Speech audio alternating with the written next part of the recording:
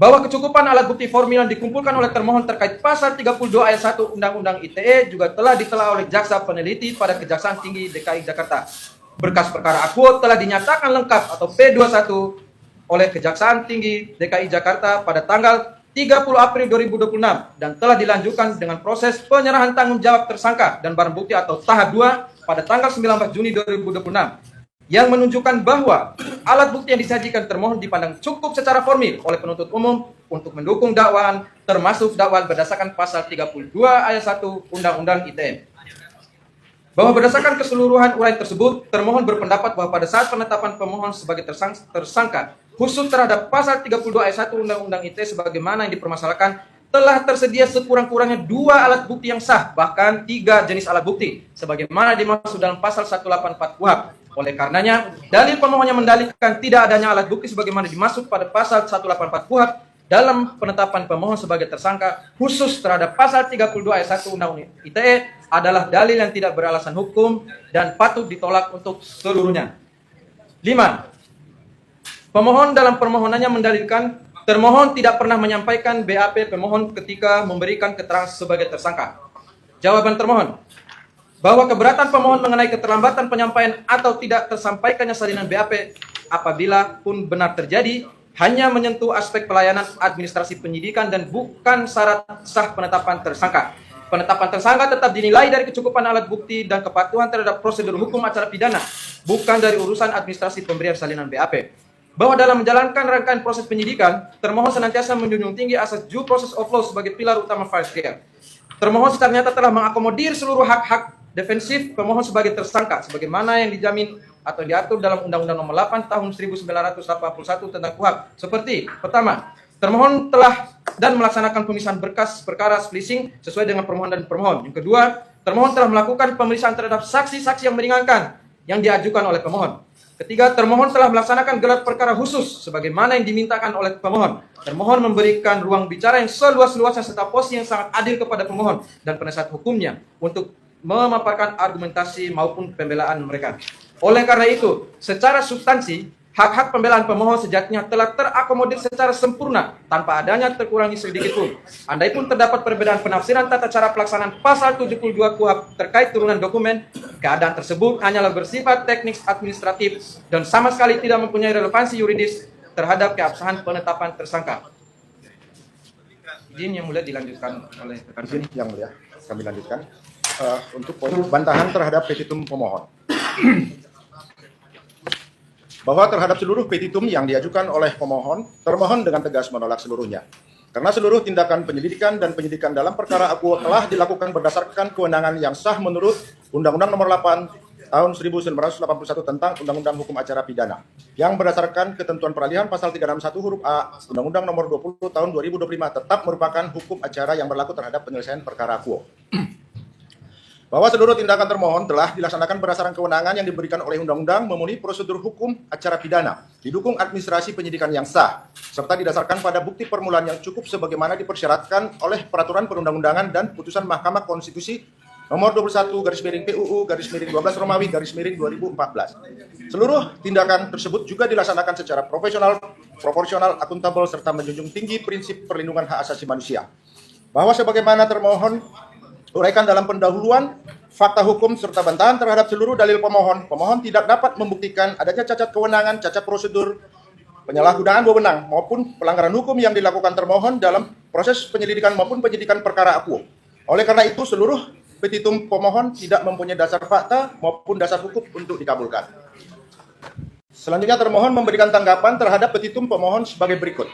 Mengabulkan permohonan pra-peradilan pemohon untuk seluruhnya, bahwa termohon memohon kepada Yang Mulia Hakim Tunggal pra-peradilan untuk menolak permohonan pra-peradilan pemohon untuk seluruhnya karena seluruh tindakan hukum yang dilakukan oleh termohon dalam perkara akuo telah dilaksanakan berdasarkan kewenangan yang sah sesuai prosedur hukum acara pidana yang berlaku serta didukung bukti permulaan yang cukup sebagaimana dipersyaratkan oleh peraturan perundang-undangan.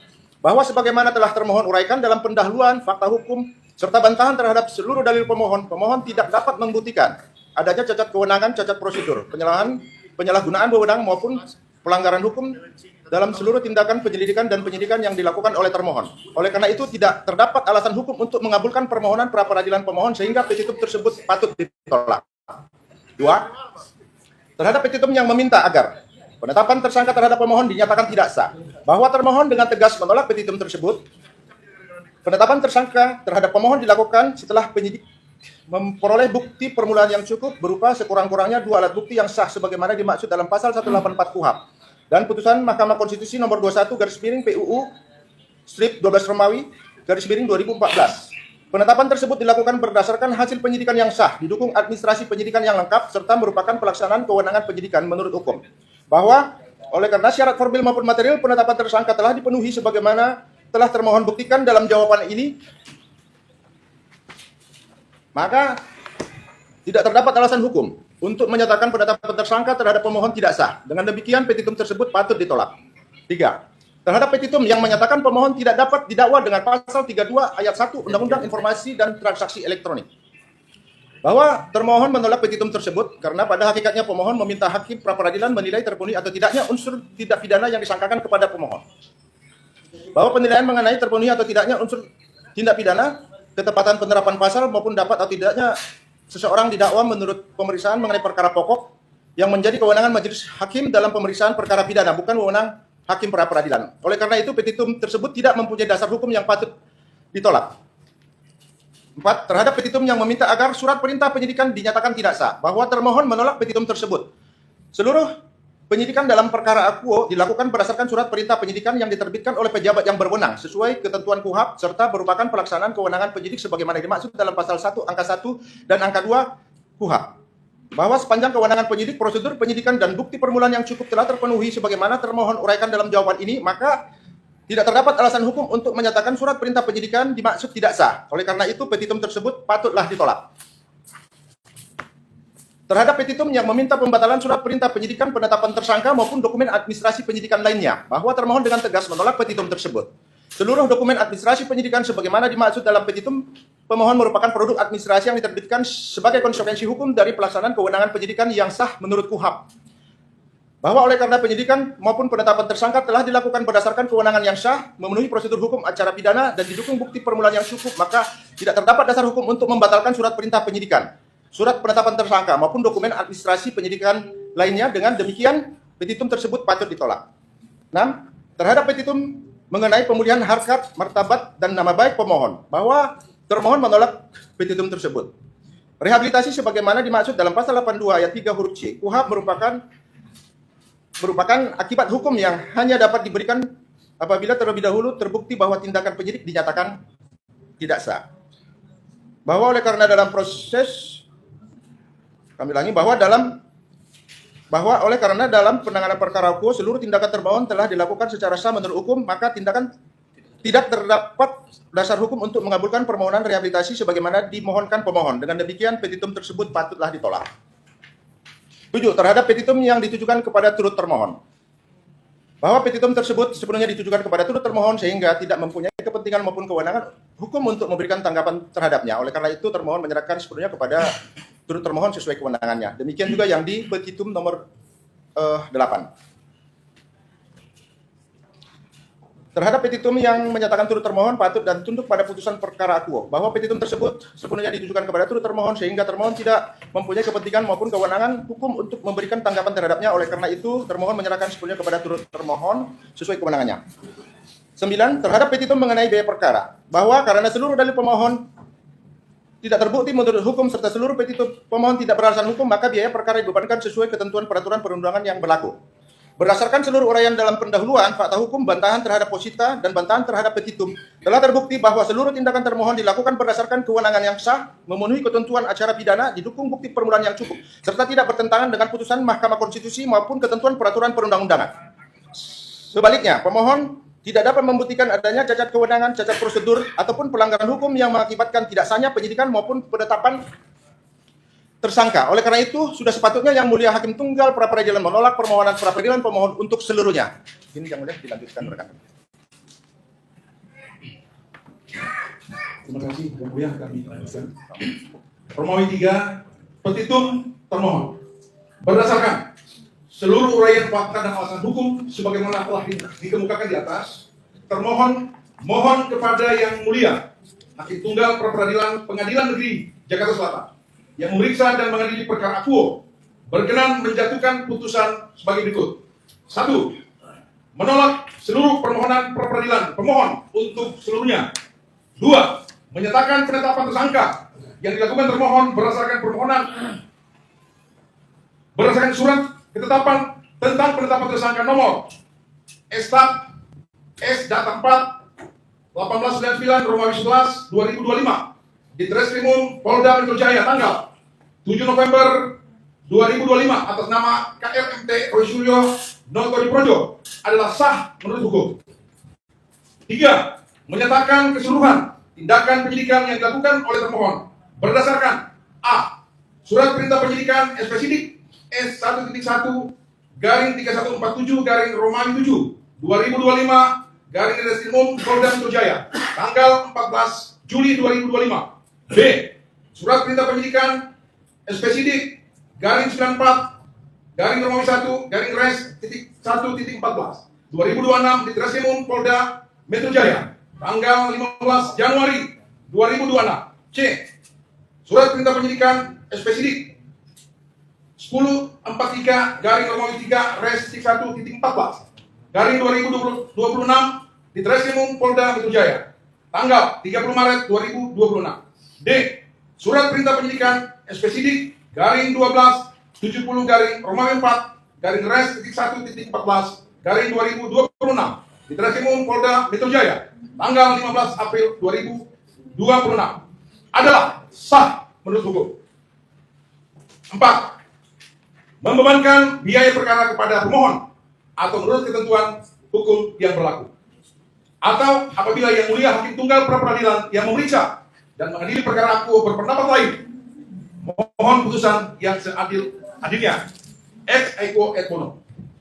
Demikian jawaban termohon. Hormat kami tim kuasa hukum termohon, nama dan tanda tangan. Demikian Yang Mulia.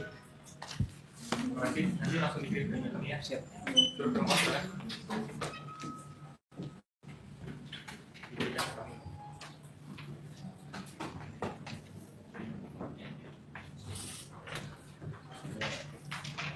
Izin Yang Mulia. Pokok-pokoknya saja ya.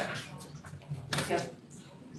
Eksepsi dan jawaban turut termohon dalam perkara permohonan pra-peradilan pada Pengadilan Negeri Jakarta Selatan antara KRMT Roy Suryo Noto Projo sebagai pemohon melakukan Kepolisian Negara Republik Indonesia dan Kejaksaan Republik Indonesia.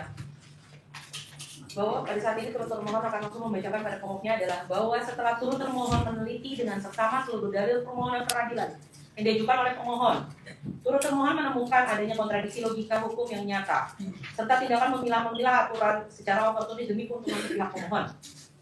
Pada bagian awal permohonannya, pemohon secara tegas menggunakan ketentuan transisional pasal 361 huruf A Undang-Undang Republik Indonesia Nomor 20 Tahun 2025 sebagai batu uji tunggal dengan menuntut agar seluruh rangkaian proses penuntutan diselesaikan berdasarkan Undang-Undang Nomor 8 Tahun 1981. Namun, secara paradoks pada bagian akhir permohonannya, pemohon justru melompat pagar dengan memohon agar turut termohon diikat menggunakan pasal 163 ayat 1 huruf E Undang-Undang Republik Indonesia Nomor 20 Tahun 2025 guna menangguhkan persidangan pokok perkara. Satu perkara pidana yang sedang berjalan tidak boleh diadili dengan menggunakan dua rezim hukum acara yang berbeda secara parsial dan saling bertentangan.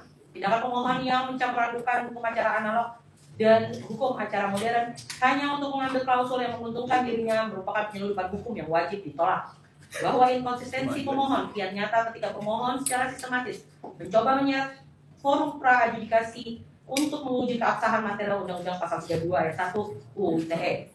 Pemohon menantang pembuktian fisik terkait integritas data cyber, ada tidaknya peretasan hingga keaslian ijazah pelapor di dalam sidang pra-peradilan ini, yang secara absolut telah melanggar batas pra-peradilan sebagaimana dikunci oleh pasal 2 ayat 2 Peraturan Mahkamah Agung Nomor 4 Tahun 2015 yang menegaskan bahwa pemeriksaan pra-peradilan hanya menilai aspek kualitas pemenuhan dua alat bukti yang sah, bukan menilai kelayakan material substansi pidana.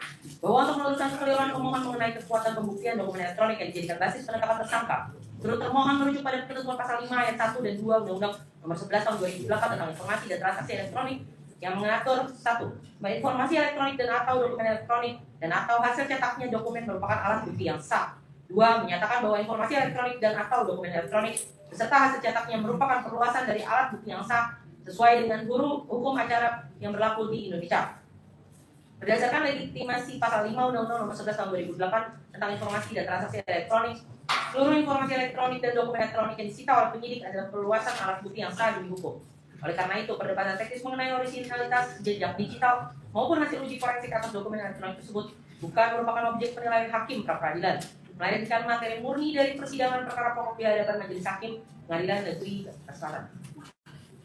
Kami yang bertanda tangan di bawah ini, Jaksa Penuntut Umum Pengadilan Negeri Jakarta Selatan bertindak selaku turut termohon mengajukan tanggapan dan jawaban secara doktrinal guna mematahkan dalil pemohon pra-peradilan yang berhubungan dengan turut termohon. Satu, dalam eksepsinya,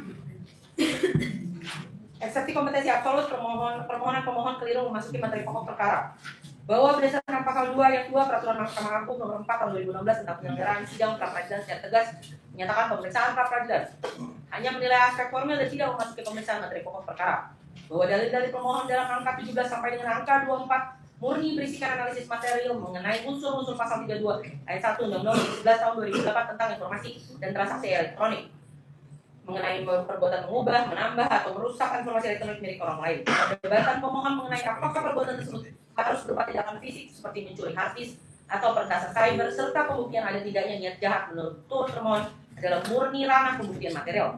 Bahwa turut termohon menegaskan bahwa berdasarkan pasal 2 ayat 2 Peraturan Mahkamah Agung Nomor 4 Tahun 2016, pemeriksaan pra-peradilan hanya menilai aspek formil, yaitu pemenuhan aspek formalitas administratif dan kuantitas alat bukti, serta secara tegas dilarang memasuki pemeriksaan materi pokok perkara.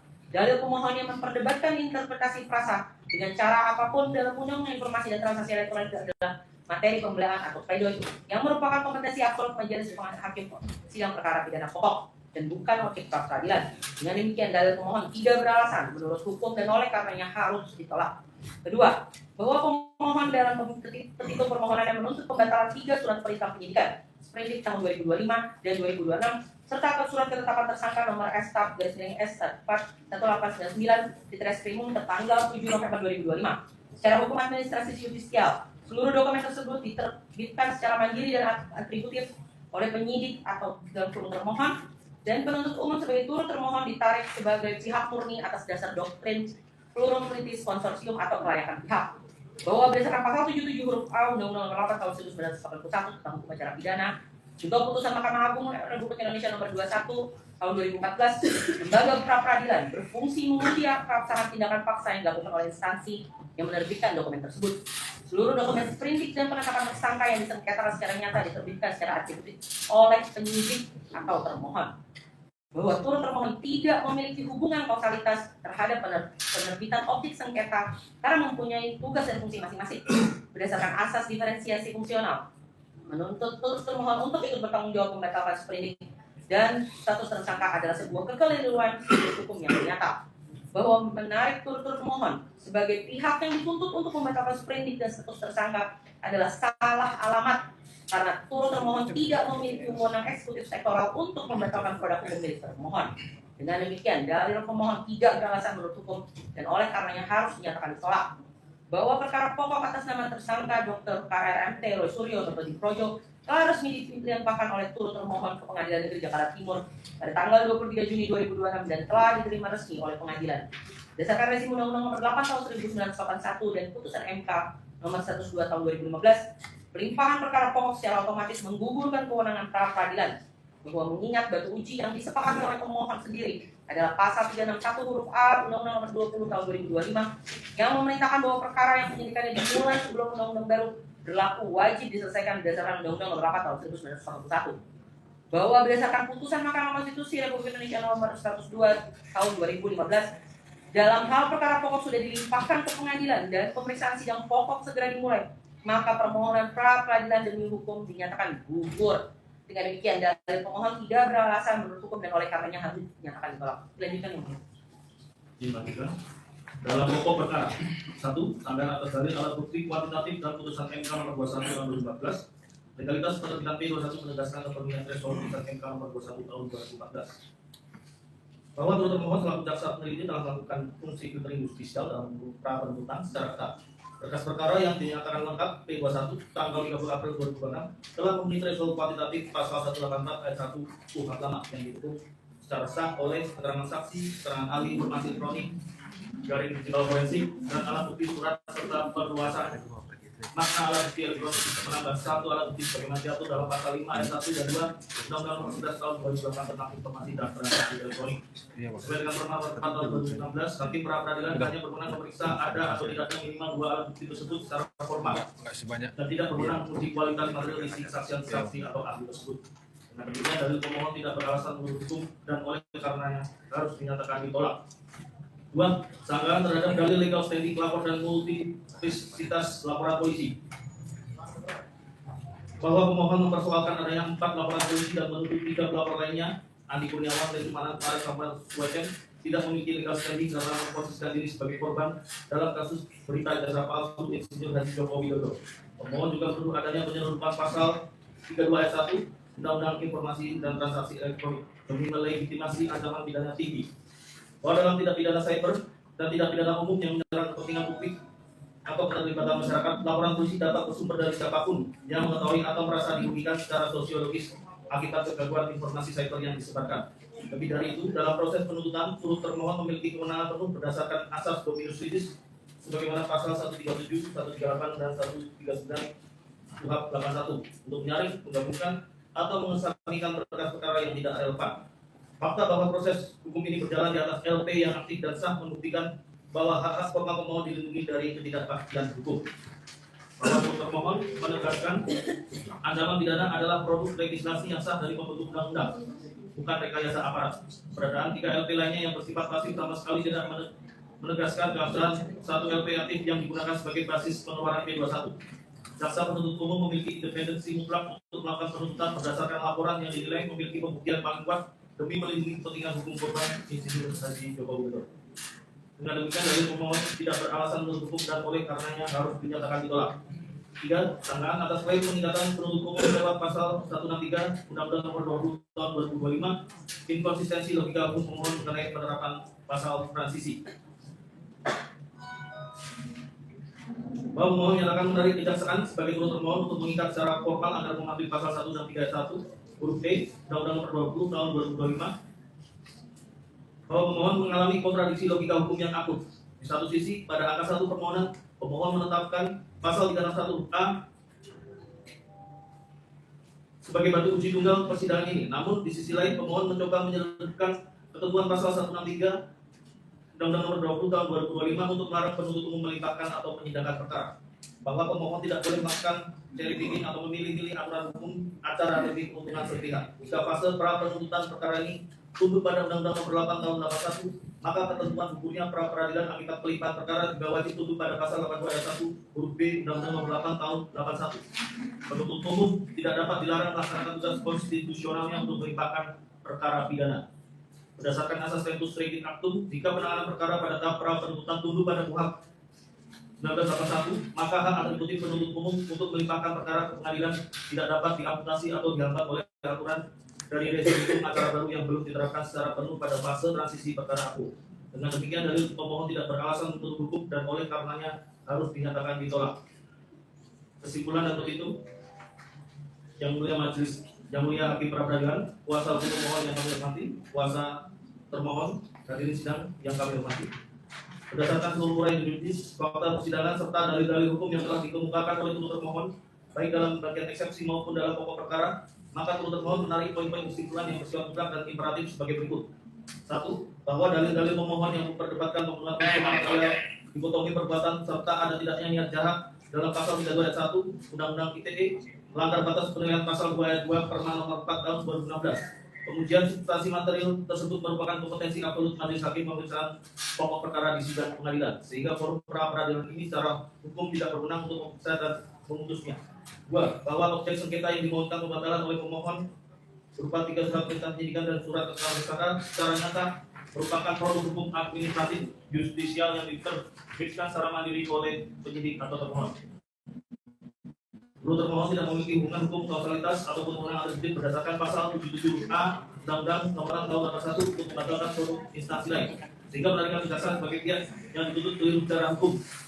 Bahwa berkas perkara pidana pokok atas nama tersangka Dr. KRMT Roy Suryo Noto Diprojo beserta saudara telah resmi dilimpahkan dan diterima oleh Pengadilan Negeri Jakarta Timur pada tanggal 23 Juni 2026, sehingga status pemohon telah beralih menjadi terdakwa. Berdasarkan batu uji yang disepakati pemohon, yaitu ketentuan peralihan pasal 361 huruf A Undang-Undang Nomor 20 Tahun 2025, perkara wajib diselesaikan berdasarkan pasal 8 ayat 1 huruf B Undang-Undang Nomor 8 Tahun 81 junto Putusan MK Nomor 102 Tahun 2015 yang menegaskan bahwa pelimpahan perkara pokok mengakibatkan permohonan pra peradilan ini gugur demi hukum. 3. Bahwa penerbitan surat berkas perkara lengkap atau P21 tanggal 30 April 2026 adalah sah demi hukum berdasarkan wewenang eksklusif penuntut umum dalam pasal 14 huruf B, pasal 110 junto pasal 138 Undang-Undang Nomor 8 Tahun 81. Dokumen P21 tersebut merupakan bukti otentik terpenuhinya threshold kuantitatif minimal 2 alat bukti yang sah sesuai pasal 184 dan 1 Uap 81 objek permohonan, maka sudah sepatutnya permohonan pra peradilan pemohon dideklarasikan tidak dapat diterima atau dinyatakan gugur. Berdasarkan seluruh uraian juris tersebut, termohon memohon kepada Yang Mulia Hakim Tunggal pra peradilan untuk memberikan putusan sebagai berikut. 1. Dalam eksepsi A. Menerima dan mengabulkan seluruh dalil eksepsi untuk termohon untuk seluruhnya. B. Menyatakan permohonan pra peradilan pemohon tidak dapat diterima. 2. Dalam pokok perkara A. Menyatakan permohonan pra peradilan pemohon gugur demi hukum berdasarkan pasal 137, 138 dan 139 Undang-Undang Nomor 8 Tahun 81 tentang hukum acara pidana untuk ketentuan peralihan pasal 361 huruf A Undang-Undang Nomor 20 Tahun 2025. B. Menyatakan surat ketetapan penetapan tersangka nomor S dan seterusnya tanggal 7 November 2025 adalah sah dan berkekuatan hukum mengikat. C. Menolak permohonan pra peradilan pemohon untuk seluruhnya. B. Membebankan biaya perkara kepada pemohon. Atau apabila Yang Mulia Hakim Tunggal pra peradilan berpendapat lain, mohon putusan yang seadil-adilnya ex aequo et belum. Demikian eksepsi dan jawaban ini kami sampaikan atas kealihan dan kebijaksanaan Yang Mulia Hakim pra peradilan. Kami ucapkan terima kasih. Terima kasih kuasa seluruh pemohon. Demikian jawaban dari jaksa. Apakah saudara merasa perlu melanjutkan? Ya, izin yang mulia, kami akan mengajukan tanggapan atas jawaban dari pemohon dan eksepsi dari pemohon. Dan satu hal lagi yang mulia, kami barangkali ingin koreksi apa tadi yang disampaikan oleh pemohon bahwa penyerahan tersangka barang bukti atau tindak langsung dua itu berdasarkan dari uraian jawaban dari Nanti pemohon itu dalam dilakukan itu aja yang koreksi. Oke, nanti kita review, silakan ditanggapi. Kami beri waktu sampai pukul 14. Ya, Ya, baik. sidang kami skor dan akan dibuka lagi